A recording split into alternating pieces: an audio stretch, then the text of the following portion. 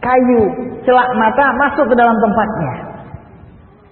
Tahu celak mata, ikhwan? Kan ada wadahnya, kemudian ada kayunya yang dimasukkan di mata.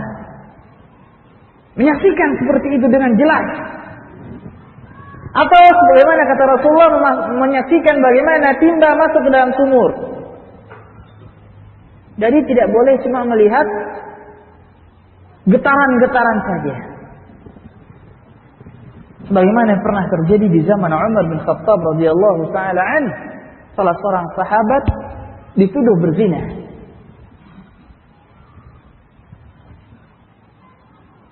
Salah seorang sahabat dituduh berzina. Datang 4 orang saksi di saat Umar bin Khattab menjadi khalifah. Dipanggillah satu persatu oleh Umar bin Khattab. Di sini saya butuh menyampaikan kisah tersebut ya ikhwan, karena orang-orang Syiah selalu menuduh sahabat ini dengan tuduhan zina, walaupun Umar bin Khattab dan yang lainnya telah membelanya. Sahabat tersebut adalah sahabat yang mulia Mughirah bin Syu'bah, dituduh berzina. 4 orang datang menyampaikan kepada khalifah saat tersebut Umar bin Khattab.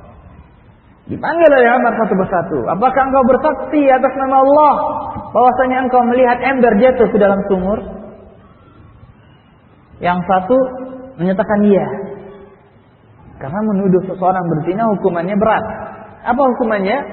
Dicambuk 80 kali dan tidak diterima persaksiannya selama-lamanya.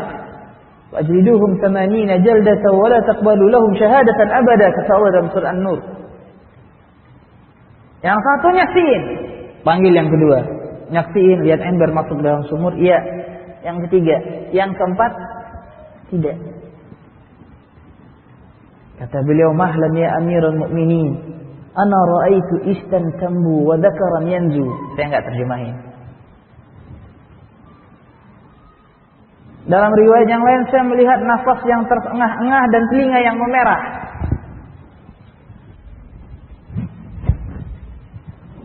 Dan dia tidak menyaksikan ember masuk ke dalam sumur. Mendengar yang keempat tidak menyaksikan tersebut, maka Umar bin Khattab bertakbir dengan gembira karena kehormatan salah seorang sahabat tidak jadi terjatuh, tidak jadi terlecehkan. Allahu Akbar. Akhirnya 3 orang tersebut dicambuk oleh Umar bin Khattab karena dia telah menuduh berzina tanpa bisa mendatangkan 4 orang saksi dengan persyaratannya. Dan yang satu tersebut diselamatkan daripada hukuman derah. Lihat di sini ma'asyiral muslimin wal muslimat rahimakumullah, bagaimana Islam menjaga kehormatan seorang muslim. Kehormatan seorang muslim tinggi, harganya mahal. Bahkan menjatuhkan kehormatan seorang muslim, menghancurkan kehormatan seorang muslim lebih besar di sisi Allah daripada menghancurkan Ka'bah, sebagaimana tertera dalam hadis yang sahih. Makanya ma'asyiral muslimin, hati-hati menghibah, melecehkan sehingga harga diri seorang muslim terjatuh, karena dia adalah perbuatan yang besar. Banyak kaum muslimin, kata Imam Ibnu Qayyim rahimahullah,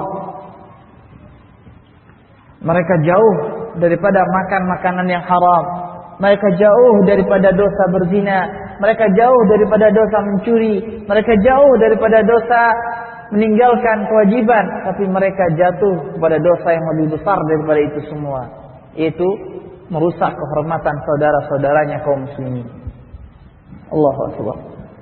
Dan sahabat yang mulia Mughirah bin Syu'bah radhiyallahu taala an, di sana ada beberapa pendapat para ulama mengatakan bahwasanya yang didatangi oleh Mughirah bin Syu'bah tersebut radhiyallahu taala an adalah salah seorang budaknya. Bahkan ada yang mengatakan adalah salah seorang istrinya, karena beliau pernah menikahi lebih daripada 300 wanita. Bagaimana diterangkan oleh Al-Hafidz Ibnu Hajar dalam salah satu kitab beliau, wallahu taala. Faedah yang ketiga,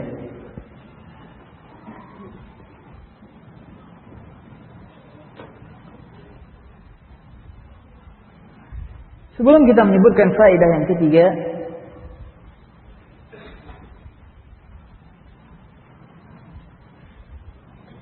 saya ingin bertanya, apakah hadis ini, hadis yang seseorang bertanya kepada Rasul, kalau seandainya ibu saya diberikan usia dan tidak diwafatkan dengan tiba-tiba, maka dia akan berwasiat untuk mensedekahkan sebagian hartanya. Bolehkah saya bersedekah mengatasnamakannya? Kata Rasulullah, boleh. Apakah hadis ini bisa dijadikan dalil atas dibolehkannya menghadiahkan amalan buat orang yang sudah meninggal dunia? Apakah bisa? Jawabannya, para ulama rahimahumullah mufakat, ijma' bahwasanya seseorang dibolehkan atau disyariatkan untuk mendoakan dan meminta ampun buat seseorang yang sudah meninggal dunia. Boleh. Orang yang sudah meninggal dunia didoakan buat saudaranya, didoakan oleh saudaranya atau oleh kaum muslimin. Bukankah menyolati jenazah adalah dalam rangka mendoakannya? Allah Subhanahu wa taala berfirman dalam surat Al-Hasyr juga ayat yang ke-10, "Walladzina ja'u min ba'dihim yaqulun Rabbana ighfir lana wa li ikhwanina alladhina sabaquna bil iman." Ampunkanlah dosa kami dan dosa saudara-saudara kami yang telah mendahului kami dengan keimanan.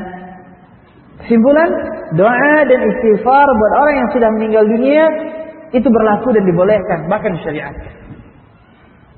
Adapun di dalam permasalahan bolehkah menghadiahkan amalan buat orang yang telah meninggal dunia, maka kita butuh mentelaah ulang. Karena di dalam hadis ini terdapat sedekah buat sang ibu dari siapa? Dari anaknya. Dan kata Rasulullah sallallahu alaihi wasallam, "Inna auladakum min kasbikum." Sungguhnya anak-anak kamu adalah termasuk daripada usahamu. Berarti sang anak bersedekah atas nama ibunya, dia adalah usaha ibunya sendiri. Karena anak gak mungkin lahir kecuali usaha dari ibunya dan bapaknya. Hasil didikannya juga, hasil usahanya membesarkan dan memberikannya makan, dan selanjutnya. Kemudian di dalam hadis ini sebagian para ulama mengatakan hadis ini adalah pengkhususan daripada firman Allah, wa alaysa lil insani illa ma sa'a. Bahwasanya seseorang tidaklah mendapatkan kecuali apa yang ia usahakan. Ini adalah hadis pengkhususan atau pengecualian. Adapun ibadah badaniyah, ibadah yang dilakukan oleh anggota tubuh, oleh badan, seperti salat, puasa, baca Quran. Bolehkah kita hadiahkan buat orang lain? Saya yang salat, pahala salat saya hadiahkan buat si A, buat si B. Maka Al-Imam Syafi'i sendiri, dan saya mengatakan Imam Syafi'i karena mayoritas umat Islam di sini bermadzhab Syafi'i, Al-Imam Syafi'i sendiri dan gurunya Imam Malik mengatakan pahalanya tidak sampai. Pahalanya tidak sampai.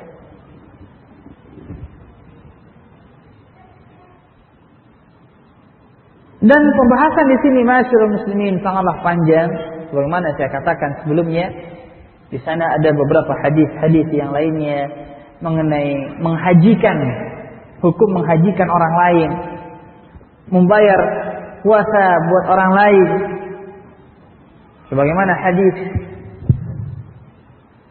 yang diriwayatkan oleh Imam Bukhari dan Imam Muslim, "Man mata wa alaihi siyamun shama anhu waliyuhu." Barang siapa yang meninggal dan dia memiliki utang puasa, maka hendaklah walinya yang membayarkannya. Akan tetapi hutang puasa ini dijelaskan dalam hadis yang lain masih dalam riwayat Bukhari, itu puasa nazar, bukan puasa Ramadan. Sebagaimana perkataan seorang wanita yang bertanya kepada Rasulullah sallallahu alaihi wasallam. Kesimpulan ma'asyiral muslimin, bahwasanya hukum asal dari amalan seseorang adalah milik dirinya, hasil usahanya, dan di sana ada pengecualian pada beberapa amalan sebagaimana yang keterangannya datang dalam hadis-hadis Rasulullah sallallahu alaihi wasallam yang sahih. Ini yang rajih, walaupun kita tidak bisa memungkiri sebagian para ulama mengatakan yang sebaliknya. Wallahu taala a'lam. Hadis selanjutnya, hadis nomor 833.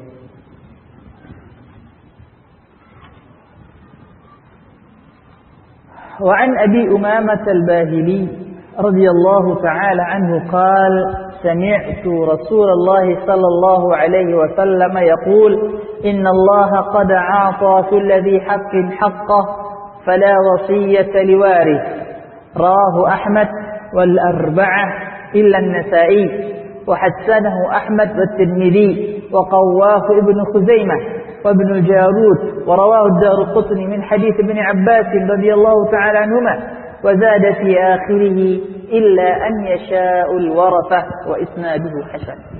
Hadis dari sahabat yang mulia Abu Umamah Al-Bahili radhiyallahu taala anhu, beliau berkata, sungguh saya telah mendengar Rasulullah sallallahu alaihi wasallam bersabda, sungguhnya Allah, innallah, sungguhnya Allah telah memberikan setiap yang memiliki hak akan haknya, maka tidak ada wasiat bagi ahli waris.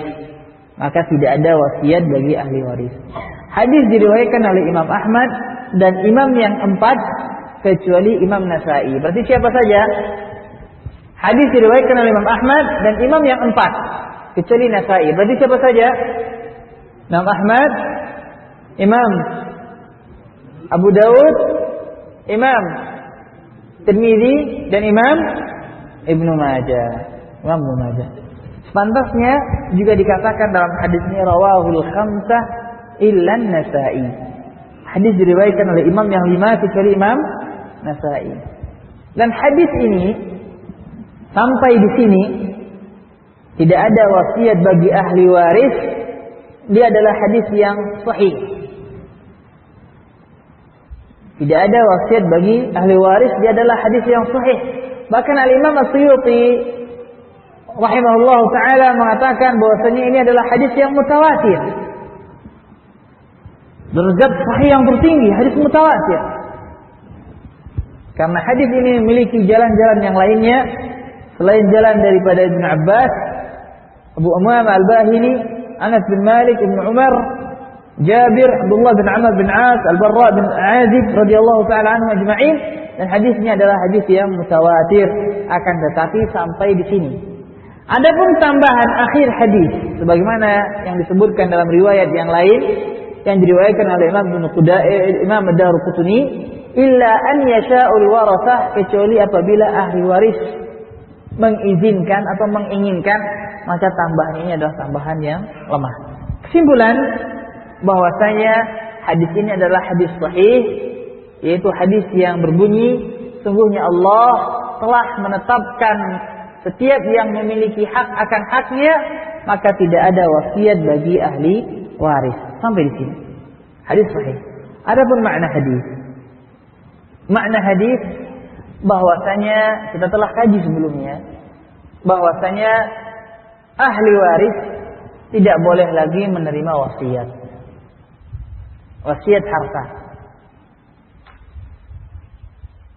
Si A mau meninggal dunia, dia punya anak yang paling dia sayangi, anak yang paling bungsu. Sebelum dia meninggal dia pesan, ruko saya yang di sana buat si A. Nggak boleh. Nggak boleh. Karena kita telah menerangkan bahwasanya wasiat dilarang pada 2 hal. Wasiat dilarang pada 2 hal. Yang pertama, wasiat juga buat ahli waris. Yang kedua, wasiat yang lebih daripada 1/3 harta.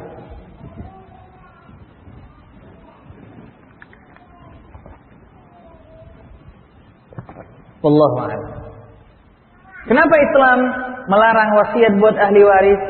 Karena Allah ingin menjaga hak masing-masing ahli waris supaya tidak terjadi kezaliman. Begitu si A meninggal, anak yang paling bungsu udah dapat ruko 1. Sisa harta baru dibagi-bagi. Ini nggak adil. Karena yang adil adalah sesuai dengan pembagian Allah Subhanahu wa taala dan Rasul-Nya. Wallahu a'lam. Hadis nomor 834.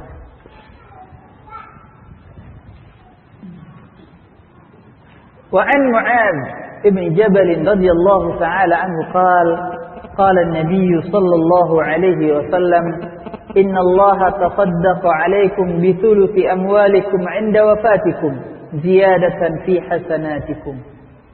Dari sahabat yang mulia Mu'adz ibn Jabal radhiyallahu taala anhu,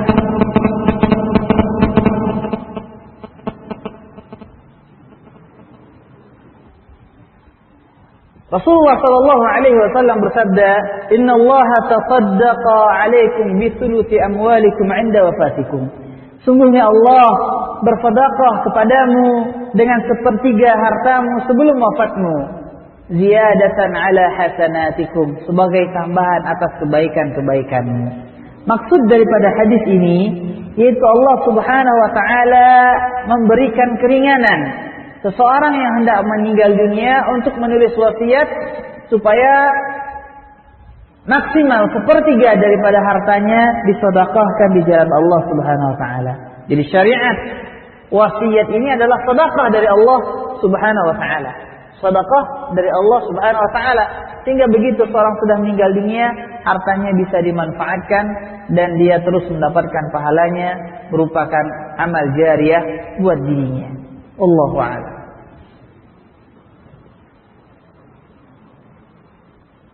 Di dalam hadis ini, ma'asyiral muslimin wal muslimat rahimakumullah, kita mengambil dua pelajaran. Pelajaran yang pertama yaitu tentang adanya sedekah Allah Subhanahu wa taala buat hamba-hambanya. Di antaranya itu disyariatkannya wasiat. Di antara sedekah Allah buat hamba-hambanya sebagaimana tertera di dalam hadis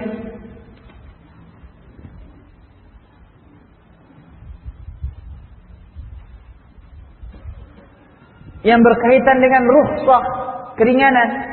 Seorang musafir dibolehkan dia tidak berpuasa, dibolehkan bagi dia untuk menjamak dan mengqasar salatnya. Kemudian kata Rasulullah sallallahu alaihi wasallam, "Shadaqatun tasaddaqallahu biha 'alaikum faqbalu shadaqatah." Dia adalah sedekah yang Allah berikan kepada kamu, maka terimalah sedekah Allah. Jadi rukhsah, keringanan dari Allah itu adalah sedekah Allah Subhanahu wa taala buat hamba-hambanya. Ini faedah yang pertama. Faedah yang kedua, bahwasanya sedekah yang sempurna, sedekah yang sempurna, sedekah yang tertinggi adalah sedekah yang diberikan oleh seorang insan di saat dia masih hidup. Di saat dia sehat, di saat dia kuat, dan di saat dia cinta dengan harta tersebut, cinta dan butuh kepada harta tersebut. Seorang mensedekahkan harta yang dia tidak butuh lagi, pahala, kebaikan. Tapi di saat dia butuh, dia sedekahkan, itu lebih baik lagi. Kata Allah dalam Al-Quran dalam surat Al-Insan ayat yang ke-8, "Wa yut'imuna at-ta'ama 'ala hubbi." Dan memberikan makan kepada orang miskin makanan yang dia cintai.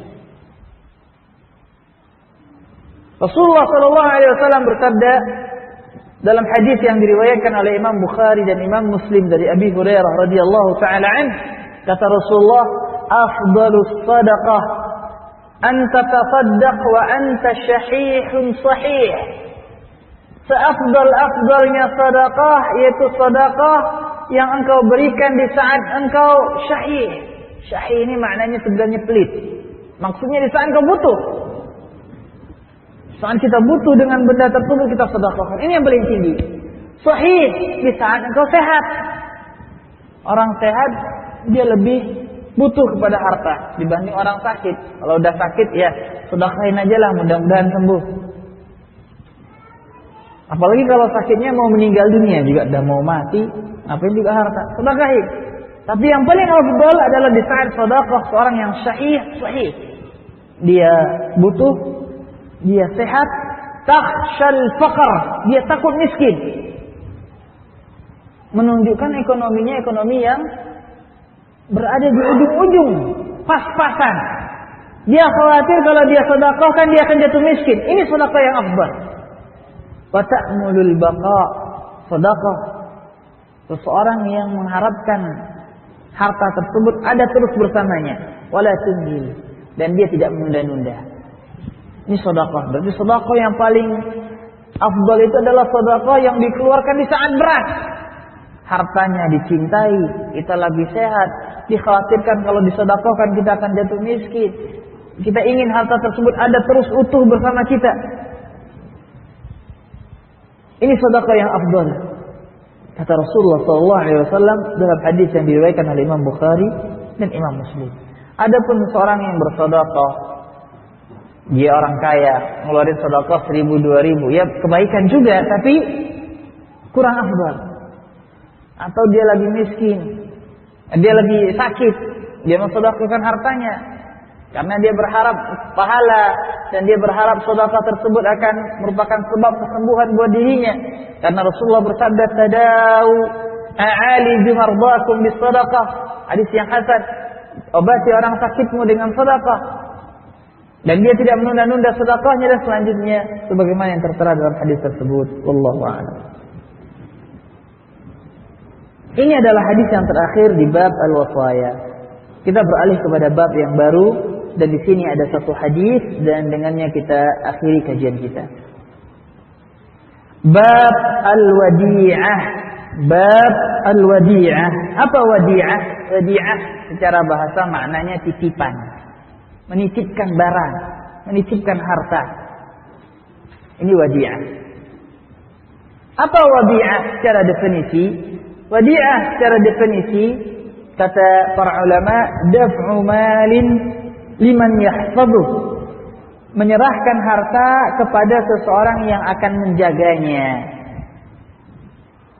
Sebagian para ulama menambah bila iwaf, tanpa diupah, yaitu menitipkan harta kepada seseorang tanpa orang yang dititipi tersebut diberikan upah. Atau dalam bahasa sekarang kata para ulama dinamakan dengan amanah, bahasa Arab. Amanah yaitu menitipkan barang pada orang lain, diberi amanah, tolong jaga harta saya. Hal yang demikian dibolehkan di dalam Islam, apalagi dia dibutuhkan, terlebih khusus pada zaman dahulu. Pada zaman dahulu, seseorang yang memiliki harta dimasukkan ke pundi-pundi atau dimasukkan ke dalam kain, tatkala dia hendak musafir dia titip kepada temannya. Karena pada zaman dahulu tidak ada tempat penyimpanan harta, berangkas bank, nggak ada zaman dahulu. Dan menjaga amanah harta orang lain tersebut adalah suatu hal yang mulia dan pahalanya besar. Pahalanya besar. Allah berfirman dalam surat An-Nisa ayat yang ke-58. Kata Allah, "Innallaha ya'murukum an tu'addul amanati ila ahliha." Sungguhnya Allah memerintahkan kamu untuk menunaikan amanah kepada pemiliknya.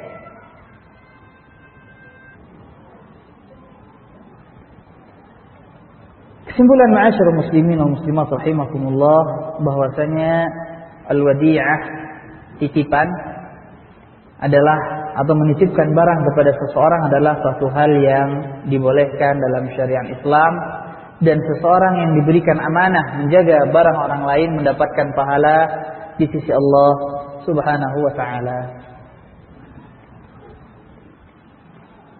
Adapun secara ringkas hukum wadi'ah tersebut, bahwasanya apabila seseorang menitipkan barang kepada orang lain, maka apabila pemiliknya memintanya pada suatu hari, maka wajib kepada orang yang diberikan amanah untuk memberikannya. Wajib baginya untuk memberikannya. Dan apabila terjadi kerusakan dalam harta yang dititip, maka di sini kita butuh mendudukan siapa yang disalahkan. Apakah orang yang diberikan amanah yang disalahkan atau bukan? Di sini kita akan membaca hadis tersebut, dan dia cuma hadis satu-satunya dalam bab ini. Hadis nomor 835. وعن عمرو بن شعيب عن أبيه عن جده رضي الله عنهم عن النبي صلى الله عليه وسلم قال من أودع وديعة فليس عليه ضمان أخرجه ابن ماجه وإسناده ضعيف. Dari sahabat yang mulia Abdullah bin Amr bin Auf, Rasulullah sallallahu alaihi wasallam bersabda, di sini tidak disebutkan siapa sahabat, tapi dari Amr bin Shu'aib. Amr bin Shu'aib dari bapaknya dan dari kakeknya. Kakeknya di sini itu kakek bapaknya. Kakek bapaknya yang dimaksud di sini itu sahabat yang mulia Abdullah bin Amr bin Auf radhiyallahu ta'ala anhuma. Rasulullah sallallahu alaihi wasallam bersabda, "Man udi'a wadi'atan falaysa 'alaihi dhaman." Barang siapa yang dititipkan amanah, dititipkan suatu titipan, maka dia tidak memiliki tanggungan untuk menggantinya. Dhaman artinya jaminan mengganti. Hadis ini dikatakan oleh Al-Hafidz Ibnu Hajar adalah hadis yang dhaif, diriwayatkan oleh Al-Imam Ibnu Majah. Dan memang hadis ini melalui jalan yang dimiliki oleh Al-Imam Ibnu Majah rahimahullah adalah hadis yang dhaif, akan tetapi dia memiliki jalan-jalan yang lainnya. Ada 3 jalan hadis yang lain yang dengannya hadis tersebut menguat dan dia berubah menjadi hadis hasan li ghairihi. Hadis hasan li ghairihi, hadisnya hasan. Kesimpulan, pelajaran yang bisa diambil di dalam hadis ini bahwasanya wadi'ah atau titipan barang dia adalah suatu amanah yang apabila barang tersebut terjadi kerusakan atau kehilangan, maka orang yang dititipi tidak bertanggung jawab, tidak diberi beban untuk menggantinya apabila dengan syarat dia telah menjaganya dengan tanpa ta'addi dan tanpa tafrid. Apa ta'addi? Apa tafrid? Dia menjaganya dengan baik. Ta'addi artinya dia tidak melakukan satu hal yang dilarang. Dia sudah jaga sesuai dengan koridornya. Tidak ada suatu hal yang dia larang yang berkaitan dengan harta tersebut. Kalau seandainya yang dia jaga itu adalah garam, dia tidak pernah nuangin air di atas garam tersebut.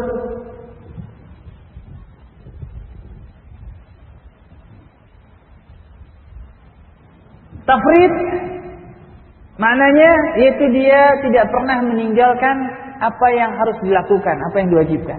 Kesimpulan, barang tersebut telah dia jaga sesuai dengan ketentuannya. Kalau seandainya dia dititipkan uang, dia sudah jaga di tempat yang tidak mungkin orang lain tahu. Tapi masih saja dicuri oleh orang lain, maka orang yang dititipi tidak berkewajiban untuk menggantinya. Ini peraturan dalam Islam. Nggak tahu kalau peraturan dalam hukum selain hukum Islam. Siapa di sini yang sarjana hukum?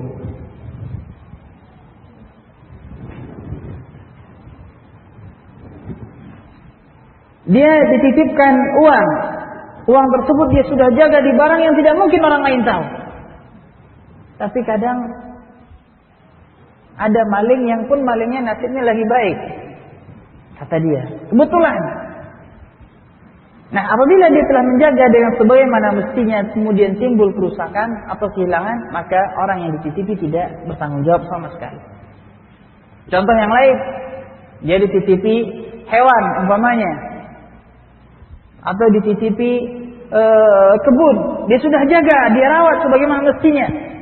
Tapi tiba-tiba terjadi hujan, kemudian atau petir yang membakar kebun tersebut, atau hujan yang timbul bencana alam dan sejenisnya, maka orang yang dititipi tidak berkewajiban untuk menggantinya. Wallahu ta'ala a'lam. Ini hukum wadi'ah. Adapun jika seandainya orang yang dititipi tersebut tidak menjaga dengan sebagaimana mestinya, kemudian barang titipan hilang atau rusak, maka dia berkewajiban untuk menggantinya. Wallahu ta'ala alam. Ikhwan sekalian azakumullah, dengan demikian maka berakhirlah kajian kita dari kajian kitab Bulughul Maram bab al-wadi'ah. Insyaallah taala pada pertemuan selanjutnya kita akan membahas bab yang baru, yaitu kitabun nikah, permasalahan yang berkaitan seputar pernikahan. Apakah pernikahan tersebut hukumnya wajib atau bukan? Karena kalau seandainya, sebagian para ulama mengatakan kalau seandainya wajib, kenapa seseorang yang tidak mampu menikah diperintahkan untuk berpuasa, dan puasa tersebut tidaklah wajib hukumnya?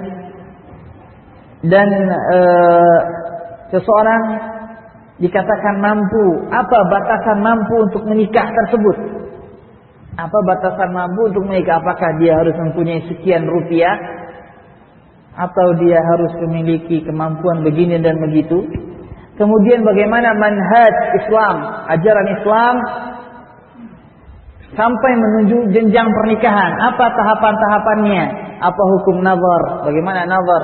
Bagaimana melamar dalam syariat Islam? Bolehkah seseorang nazar rame-rame? Paham nazar rame-rame?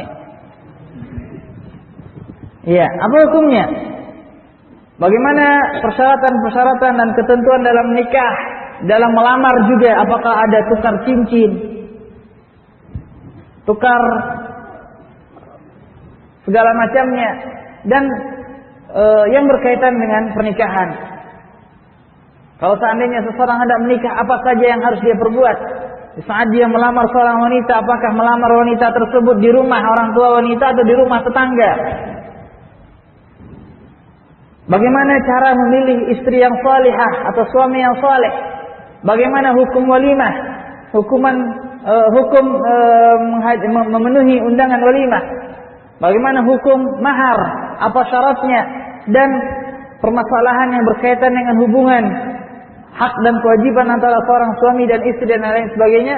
Insyaallah pembahasan tersebut di dalam kitab nikah bismillah taala. Baiklah ma'asyiral muslimin wa muslimat rahimakumullah. Selanjutnya kita membuka pertanyaan dengan tertulis sebagaimana biasanya. Yang ikhwan silahkan bertanya dengan menulis pertanyaan di secari kertas, dan akhwat silahkan bertanya dengan mengirimkan SMS ke nomor HP panitia kajian. Dan sebelum saya membuka forum tanya jawab, saya kembali mengingatkan kepada ikhwan dan akhwat, terutama orang tua yang membawa anak, tolong dijaga anaknya, tolong dijaga. Karena ya ikhwan, pengalaman saya yang sudah itu bukan sekali dua kali terjadi kecelakaan pada anak-anak di saat kajian. Bukan sekali dua kali, udah sangat sering sekali. Di Jambi ini saja pernah dulu kajian, anaknya ditabrak orang. Ini barusan jatuh, subhanallah. Pernah dalam beberapa tempat jatuh dari lantai 1 di tangga, pingsan di bawah. Itu udah sering saya mengalaminya. Dan hal yang demikian, makanya saya harap ikhwan dan akhwat supaya jangan berulang kembali. Tolong dijaga anak-anak kita selama kajian. Karena memang kita nggak bisa mengamankan situasi, apalagi pada saat sekarang kita ada pembangunan, mungkin ada paku dan segala macam halnya. Maka kita ingatkan kembali kepada ikhwan kita, karena kesedihan antum kesedihan kita juga, anak antum anak kita, makanya tolong dijaga bersama-sama. Wallahu a'lam. Silahkan. Bismillah, alhamdulillah, wassalatu wassalamu ala rasulillah, amma ba'd. Bagaimana pergadaian yang menamakan syariah menggunakan sistem wadi'ah namun meminta upah juga barang yang dijamin? Ikhwan sekalian a'azakumullah, di sini saya menyampaikan tidak mengenai satu nama atau dua nama yang ada di zaman sekarang. Pada zaman sekarang kita tidak, dan pada setiap saat tidak boleh kita menilai suatu hal daripada namanya saja, tapi nilailah suatu hal dari hakikatnya. Orang pada zaman sekarang bisa saja menggunakan atau mengatasnamakan dengan nama yang disyariatkan. Penggadaian syariah, bunga syariah, pergaulan syariah, musik syariah, atau diganti dengan islami, dukun islami, dan segala macamnya. Jangan menilai sesuatu dengan syariat, dengan penamaan. Rasulullah SAW sudah dari jauh hari mengingatkan dalam hadis. Kata Rasulullah SAW, akan datang suatu zaman yang mana manusia menamakan khamar dengan bukan namanya. Istamunaha bighairi ismiha. Menamakannya dengan bukan namanya. Jadi suatu hal yang haram akan datang zamannya, kata Rasul, ditukar namanya dengan bukan nama aslinya. Tujuan penukaran nama adalah untuk merubah suatu hukum, dan ini tidak benar. Saya tidak menjawab secara langsung bagaimana sistem yang ada dalam penggadaian atau penggadaian syariah ini, tapi saya mengatakan bahwasanya jangan lihat sistemnya dari namanya, tapi lihat daripada hakikatnya. Timbang dia apakah sudah sesuai dengan Al-Quran dan Sunnah atau bukan. Allahu a'lam. Pertanyaan yang kedua,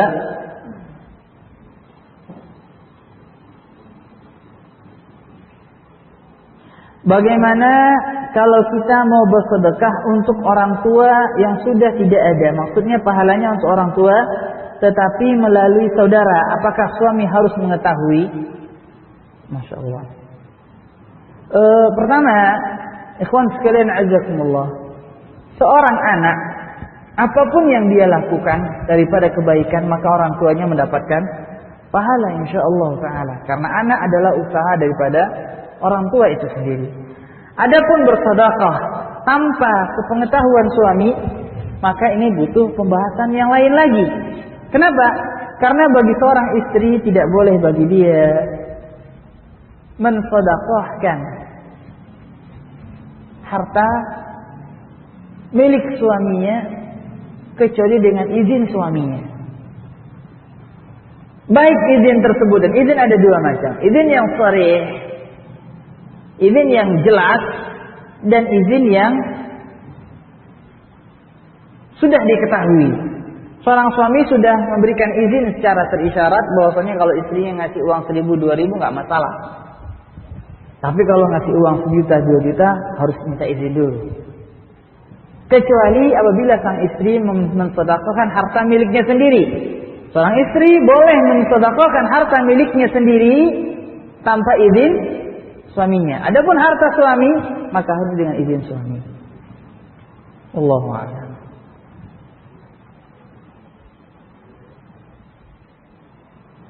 Setelah ditemukan penguat atau indikasi, apakah boleh menasihati seseorang dengan kata yang kasar? Misalnya dengan mengatakan, antum terlihat sangat angkuh, perbaikilah akhlak antum. Ya ikhwan sekalian azakumullah, ini enggak ada permasalahan penguat atau indikasi dengan kekasaran dalam menasehati. Enggak ada. Dalam nasihat kita tidak boleh bersikap kasar, kecuali apabila memang kondisi menuntun kita untuk hal yang demikian. Rasulullah SAW di dalam berdakwah, hukum asal dakwah Rasulullah SAW adalah lembut. Ini hukum asalnya. Dan tidak beralih dakwah dari kelembutan menjadi kekasaran kecuali apabila ada ketentuannya dalam syariat Islam. Para ulama mengatakan bahwasanya hukum asal dalam berdakwah adalah kelembutan. Dan dia tidak beralih kepada kekasaran kecuali apabila ada ketentuan yang lainnya. Allah a'lam. Jadi kita tidak boleh di dalam berdakwah langsung kasar. Tidak, tapi ada tahapannya. Allah a'lam.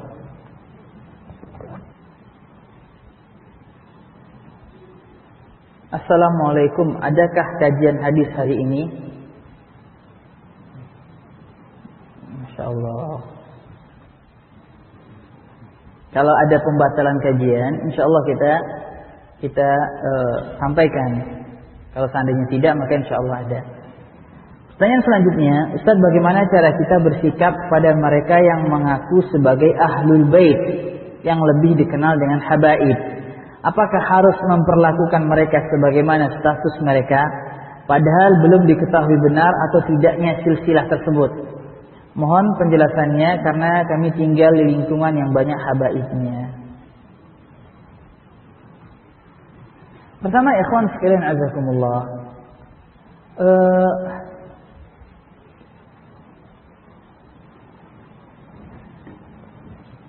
memang seorang muslim berkewajiban, memiliki kewajiban khusus kepada ahlul bait yang tidak dimiliki kepada selain daripada mereka. Menghormati mereka, menyantuni mereka, dan bersikap baik kepada mereka. Itu adalah suatu kewajiban seorang muslim kepada ahlul baitnya Rasulullah sallallahu alaihi wasallam. Apabila kita telah bersikap demikian, maka kita telah memperlakukan ahlul bait Rasulullah sallallahu alaihi wasallam dengan cara yang baik. Mungkin penanya bertanya di sini, apakah sikap kami kepada mereka sama sebagaimana yang mereka mau? Bersedekah kepadanya, nunduk-nunduk di depannya? Ini enggak. Bukan seperti demikian. Jadi cukup dengan berbuat baik kepada mereka. Itu pun kalau seandainya benar mereka adalah ahlul baitnya Rasulullah sallallahu alaihi wasallam, dan juga tidak disyariatkan dengan memanggil nama habaib atau habib dan yang sejenisnya. Enggak ada seorang pun daripada para sahabat Ali bin Abi Thalib, Hasan dan Husain dipanggil dengan habib, enggak ada. Wallahu a'lam. Di sini ada beberapa pertanyaan mengenai sedekah buat orang tua yang sudah meninggal dunia dan telah saya jawab. Kemudian pertanyaan berkaitan dengan kurban. Kesimpulan ikhwan sekalian azakumullah, kurban buat orang tua yang sudah meninggal dunia, pendapat yang rajih di sana dibolehkan dengan dua syarat. Syarat yang pertama, dan ini pendapat Syekh Utsaimin rahimahullah, syarat yang pertama yaitu berkurban dan pahalanya buat orang yang sudah meninggal dunia dan juga buat kita juga, yaitu apabila mengikuti nama yang hidup, sebagaimana Rasulullah pernah berkurban dan beliau mengatakan, Allahumma taqabbal an Muhammad wa ali Muhammad. Ya Allah, terimalah kurban ini dari Nabi Muhammad dan dari keluarganya. Keluarga Rasulullah ada yang sudah meninggal di saat tersebut, di antaranya istri beliau Khadijah dan putra-putra beliau. Dan itu mengikut kepada orang yang masih hidup. Yang kedua, yaitu apabila wasiat daripada seseorang yang telah meninggal dunia tersebut. Apabila saya telah meninggal dunia, lalu saya wasiatkan harta saya dikurbankan, maka itu boleh. Adapun berkurban sendiri khusus buat ibu yang sudah meninggal dunia, atau bukan buat ibu, buat si A yang sudah meninggal dunia, bukan orang tuanya, bukan yang lain, maka itu tidak ada yang pernah dicontohkan oleh para salafus saleh, para sahabat Rasulullah sallallahu alaihi wasallam. Allahu a'lam. Mohon penjelasan dan tata cara menjamak salat dan mengqasar salat, dan apa syarat dibolehkannya menjamak dan mengqasar salat. Masya Allah, jawabannya gampang. Tolong penanya baca buku-buku yang sahih dalam menjamak dan mengqasar salat. Di antaranya saya sarankan tuntunan tata cara salat Rasulullah sallallahu alaihi wasallam yang ditulis oleh Syekh Sa'id bin Rafiq Qahtani atau Syekh Bazmul, dan tidak bisa saya jawab dalam pertanyaan ini karena dia panjang. Penanya mungkin bisa membaca karena pertanyaannya tidaklah rumit, dan apabila kita membaca maka insya Allah akan jelas jawabannya.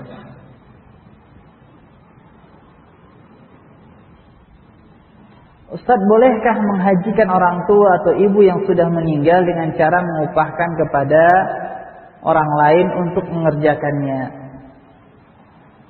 Menghajikan orang yang sudah meninggal, dia termasuk pengecualian. Bagaimana hadis yang diriwayatkan oleh Imam Bukhari, seorang haji dan dia mengatakan labbaik Allahumma an syubrumah, labbaik an syubrumah di sisi Rasul. Kata Rasulullah, siapakah syubrumah? Dia menjawab, saudara saya atau kerabat saya. Kata Rasulullah, engkau sudah haji? Dia jawab, belum. Kata Rasulullah SAW, hajikan diri kamu terlebih dahulu, baru engkau menghajikan orang lain.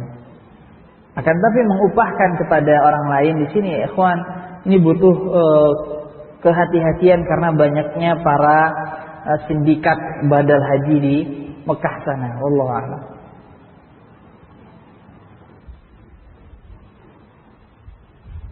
Ustaz, beberapa pembimbing haji menyarankan untuk berihram di Bandara Jeddah dengan alasan masih termasuk miqat dan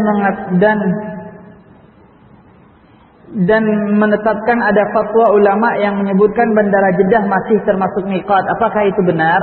Ikhwan sekalian azakumullah, kita telah ditinggalkan dua pusaka oleh Rasulullah SAW yang kita tidak akan sesat selama-lamanya apabila kita berpegang teguh dengannya. Dan ini hadis yang jelas. Dua pusaka tersebut itu Al-Quran dan Sunnah. Dan Rasulullah SAW telah menetapkan miqatnya Ahlul Yaman, penduduk negeri Yaman, dan yang berada di belakangnya yaitu Yalamlam. Yalamlam ini tempat sebelum Jeddah. Kalau dengan penerbangan pesawat, setengah jam sebelum turun di kota Jeddah. Setengah jam sebelum turun di kota Jeddah. Jadi Rasulullah sudah menentukan. Dan sebaik-baiknya petunjuk adalah petunjuk Rasulullah Sallallahu Alaihi Wasallam. Ustaz, bisakah di lain kesempatan membahas tentang poligami? Karena banyak wanita yang terzalimi akibat poligami. Syukran.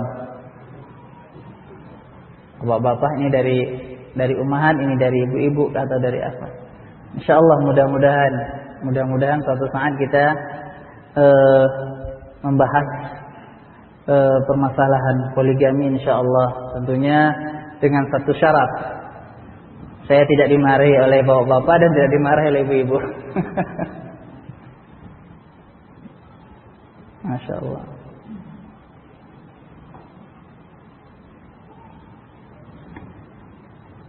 Apakah perlu meminta maaf kepada seseorang yang kita jelek-jelekan atau buruk sangka, tetapi dia tidak tahu karena kita berburuk sangka di dalam hati? Rasulullah SAW pernah mengajarkan kita apabila kita pernah menghibah seseorang, kemudian kita bertobat kepada Allah, maka diajarkan oleh Rasulullah SAW kita untuk mendoakannya. Sebagaimana lafaznya dalam hadis, ya Allah, barang siapa yang saya hina atau saya jelekkan, maka jadikanlah hal tersebut sebagai kedekatan kepadamu buat dirinya pada hari kiamat nanti. Wallahu ta'ala.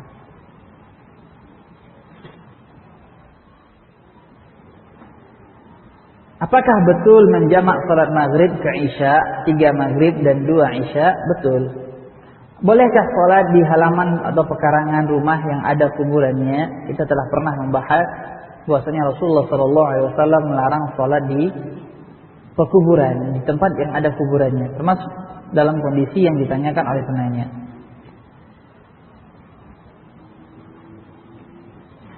Ustaz, di manakah posisi istri jika kita salat berjamaah di rumah? Istri di belakang laki-laki. Wanita hukum asalnya salat di belakang laki-laki. Wallahu a'lam. Ustaz, puasa itu niatnya untuk Allah. Apakah boleh kita berpuasa niatnya untuk menahan diri dari godaan, misalnya syahwat dan lain-lain? Dibolehkan. Seseorang berpuasa niatnya untuk menahan dirinya daripada syahwat. Dia menahan syahwat untuk apa? Untuk Allah. Jadi dia kembali kepada tujuan yang satu. Jadi hal yang demikian dibolehkan dan tidak termasuk daripada kesyirikan. Kesyirikan itu percabangan, persekutuan di dalam niat, dan dia tidak mungkin kembali kepada yang satu. Wallahu ta'ala. Bolehkah kita berkorban untuk nenek atau bapak sementara kita sendiri belum dikurban? Diri sendiri belum dikurban. Penanya gimana?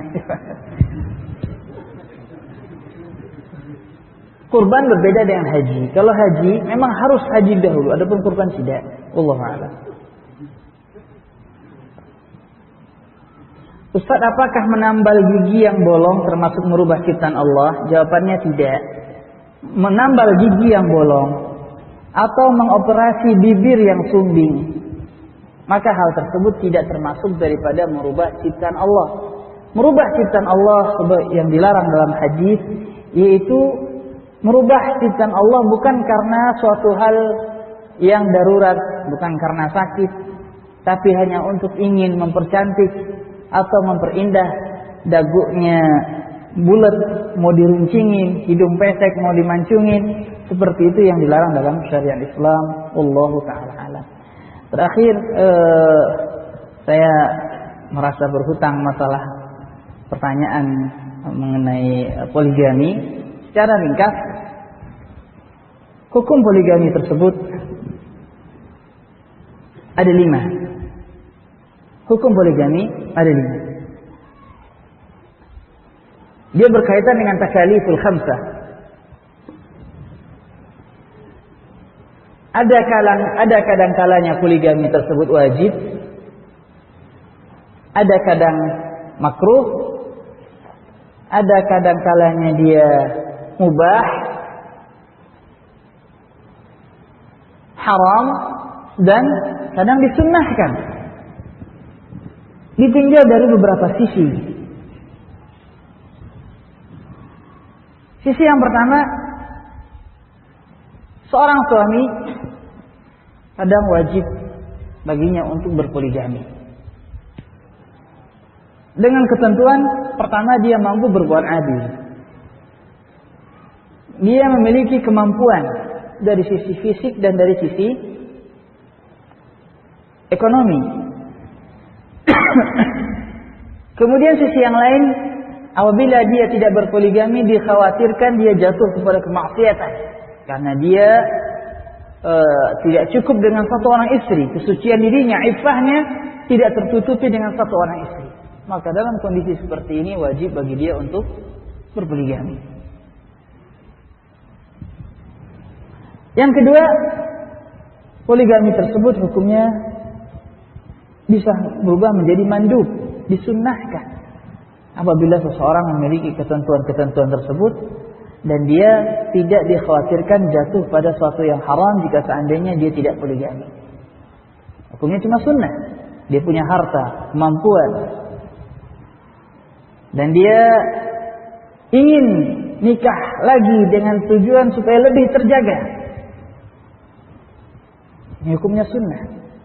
Ada kadang-kalanya poligami tersebut hukumnya mubah.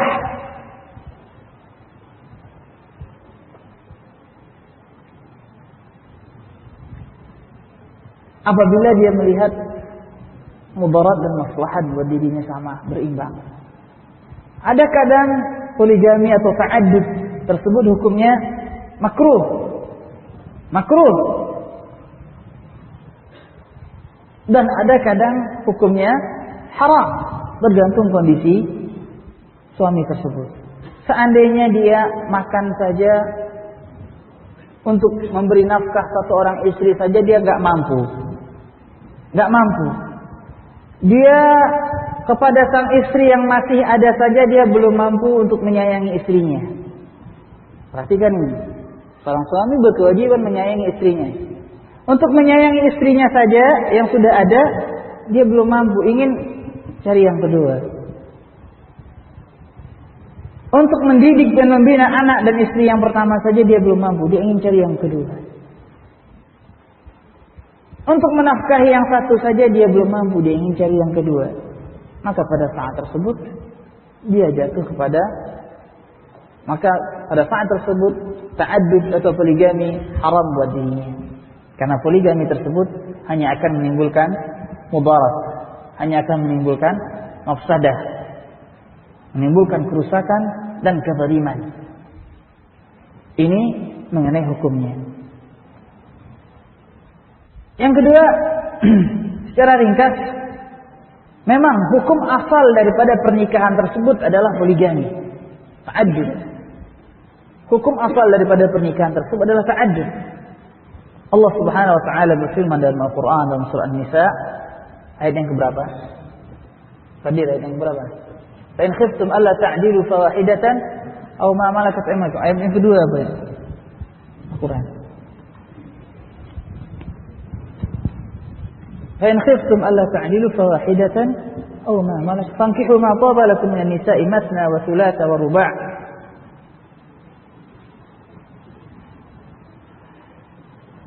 Ayat yang ketiga kata Allah, fankihu ma taba lakum minan nisa' mathna wa thulatha wa ruba'. Maka nikahilah apa-apa yang baik. Perhatikan di sini ada latifah tafsir. Maka nikahilah apa-apa yang baik daripada wanita. Allah tidak mengatakan maka nikahilah siapa yang baik daripada wanita. Tapi apa-apa yang baik daripada wanita, maksudnya di sini akhlaknya, sifatnya. Maka nikahilah apa-apa yang baik daripada wanita, 2 atau 3 atau 4. Allah memulai 2, Allah enggak memulai 1. Masya Allah. Jika seandainya kamu takut tidak berbuat adil, maka nikahilah 1. Jadi Allah memulai perintah untuk menikah 2, 3 atau 4. Jika tidak sanggup atau takut adil, maka baru 1. Jadi hukum asal pernikahan adalah poligami, ta'addud. Bahkan Ibnu Abbas radhiyallahu ta'ala mengatakan bahwasanya sebaik-baiknya kamu adalah orang yang paling baik, adalah orang yang paling banyak wanitanya, paling banyak istrinya. Tentunya tidak lebih dari 4.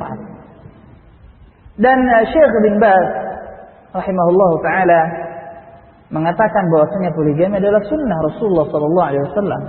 Sunnah Rasulullah sallallahu alaihi wasallam karena Rasulullah sallallahu alaihi wasallam melakukan ta'addud, melakukan poligami. Dan laqad kana lakum fi Rasulillah uswatun hasanah. Sungguh pada diri Rasul terdapat uswatun hasanah. Tapi hal yang demikian adalah hukum asalnya. Hukum asalnya. Dan dia bisa berubah menjadi makruh, bisa berubah menjadi haram, bisa berubah menjadi mubah, dan bisa berubah menjadi wajib tergantung kondisi laki-laki tersebut. Wallahu ta'ala. Ini yang dijelaskan oleh Syekh Sulaiman Ar-Ruhaili hafizahullah ta'ala. Kemudian ikhwan sekalian azakumullah, apakah di saat ta'addud tersebut seorang suami butuh minta izin kepada istrinya? Harus mendapatkan izin sang istri? Kalau mendapatkan tanda tangan mungkin. Tapi kalau untuk mendapatkan izin, kata para ulama atau dalam bahasa para ustadz, tidak disyaratkan dan tidak disyariatkan. Tidak disyaratkan dan tidak disyariatkan. Disyaratkan dan tidak disyariatkan. Tapi tidak juga boleh para suami menakut-nakutin istrinya. Istrinya salah, dikit-dikit diancam, ntar saya nikah lagi loh. Dan ini ada. Ya ikhwan sekalian azakumullah, kenapa antum ketawa?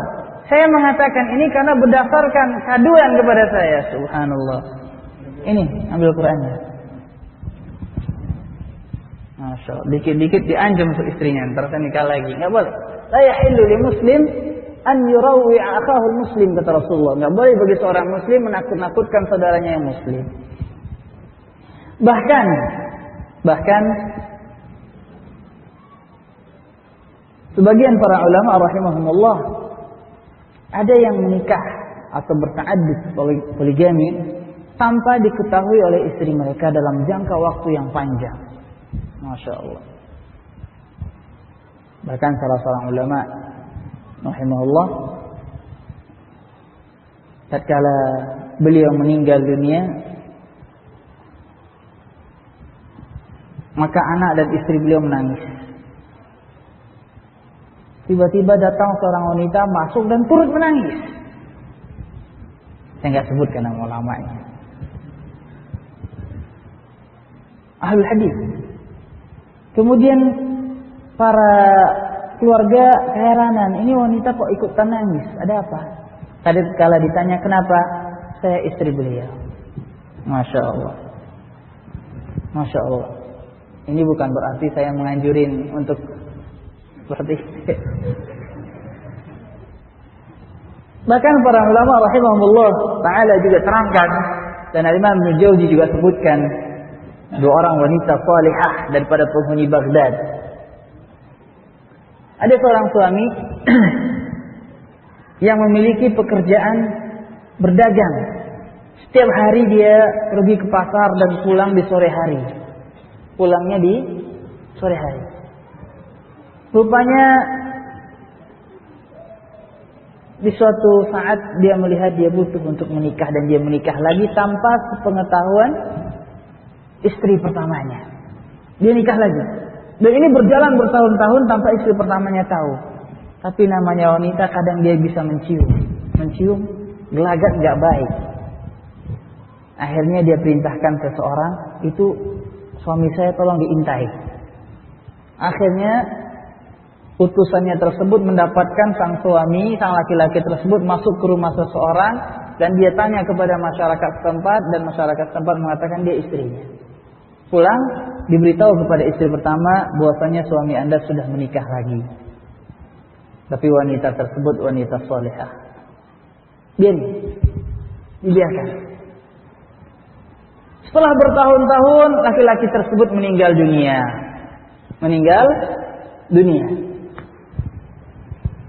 Lalu dibagikanlah harta waris oleh istri yang pertama. Dan disisihkan jatah buat istri yang kedua. Lalu bagian wanita tersebut diantar ke rumahnya, wahai fulana, saya sekarang ngomong terus terang, sebenarnya saya sudah lama kenal dengan engkau telah nikah dengan suami saya. Dan sekarang saya datang membawa bagianmu daripada harta waris sebagai istri. Kata istri yang kedua, tidak. Saya kembalikan harta tersebut kepada Anda. Kenapa? Karena saya sudah dicerai olehnya sebelum dia meninggal dunia. Allahu Akbar. Kedua-duanya wanita salihah. Yang pertama menyerahkan hak tersebut kepada istri yang kedua, dan istri yang kedua menolak dan berterus terang bahwasanya dia telah dicerai sebelum meninggal dunia. Semoga para wanita-wanita di Masjid Ubay bin Ka'ab ini menjadi salihah semua. Saya mengatakan salihah semua ya. Allahumma amin. Kesimpulan ma'asyiral muslimin wa muslimat rahimakumullah, itu ringkasan daripada hukum poligami, dan Islam adalah agama yang adil. Dan tidak semua yang dibenci tersebut adalah kejelekan buat kita. Allah berfirman, wa asa an tuhibbu syai'an wa huwa syarrun lakum, wa an takrahu syai'an wa huwa khairun lakum. Bisa jadi sesuatu yang engkau benci, dialah yang terbaik bagi dirimu. Memang hal yang demikian berat hukumnya. Apalagi buat seorang wanita, dia berat merasakan untuk dimadu. Tapi itulah perjalanan hidupnya, meniti penderitaan demi mencari ridha Allah Subhanahu wa taala. Dan kepada para suami, berpoligami bukan cuma untuk menunaikan syahwat dan birahi, tapi dalam rangka mencari ketaatan kepada Allah Subhanahu wa taala, mencari ridha Allah Subhanahu wa taala, ingin membahagiakan orang lain, dan dengan tanpa mengabaikan dan mensia-siakan anak dan istri pertamanya. Wallahu taala alam. Saya rasa cukup sampai demikian, dan saya tidak memperpanjang lagi, khawatir saya dimarahi. Assalamualaikum warahmatullahi wabarakatuh.